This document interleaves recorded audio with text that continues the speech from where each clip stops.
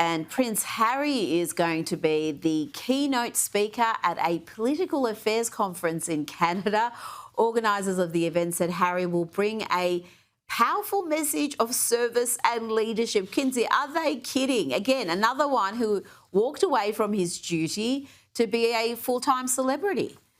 Exactly. It's basically pay to play at a Hilton in Toronto. Harry is speaking at a real estate event. This is kind of embarrassing to me. Not only is Harry totally not qualified to talk to a room full of entrepreneurs about leadership or real estate, but they are marketing it like he's a glorified mascot. For the right price, almost 300 pounds, you get access to a rejected prince in a Hilton conference room. I mean, these are the type of events I think the royal family were fearful of when they said no half in, no half in, half out.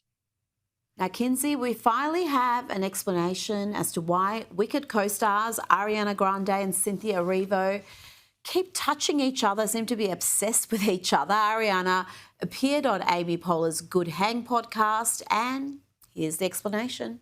You like to hold each other's like hands and be there. It's very sweet. Yes. You like to do that with people. Am I wrong? I do. I am very... I channel a lot of energy through my hands.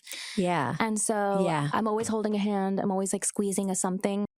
Kinsey, she just sounds weirder. It's not really an explanation in my mind. No, is that Gavin Newsom's excuse too? Is he channeling a lot of energy through his hands? Because boy, does he do some hand choreography. Yeah, she admitted in the past that her and Cynthia are insufferable and annoying while promoting these movies. So they are aware.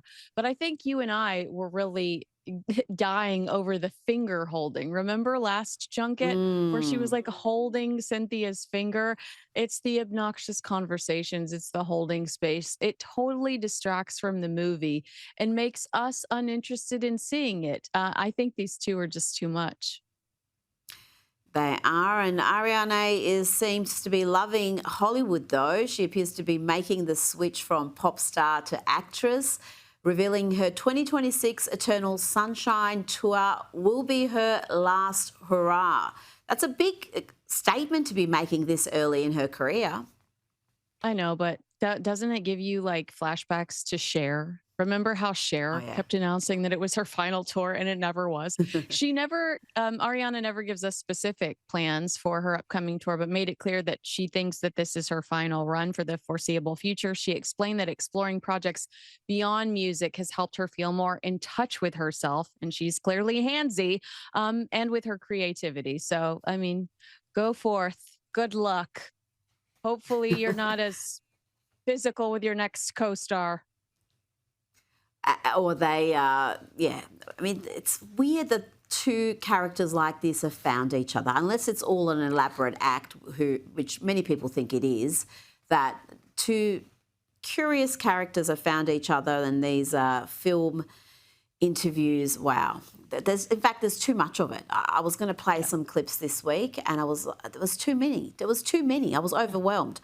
Now, late night host Bill Maher has admitted that he stopped performing stand-up comedy over escalating safety concerns. Have a listen to this. I don't want to be out there in this country, in this political atmosphere. I could get shot by the left or the right. Yeah, well, at this point, it's a good time to not be out there. That's pretty sad, Kinsey.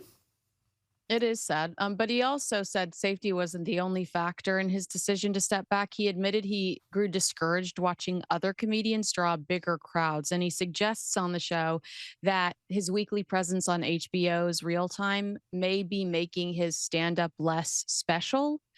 He added that there's a generational shift in the audience as well that might be influencing turnout. But yeah, I think he's having a harder time looking at people like Joe Rogan, who is hilarious, a podcaster, and would draw a much bigger crowd than Bill Maher was. I mean, I really think it's less about the generational gap and more about just what we're into today. And it's Rogan. It's not necessarily Bill Maher.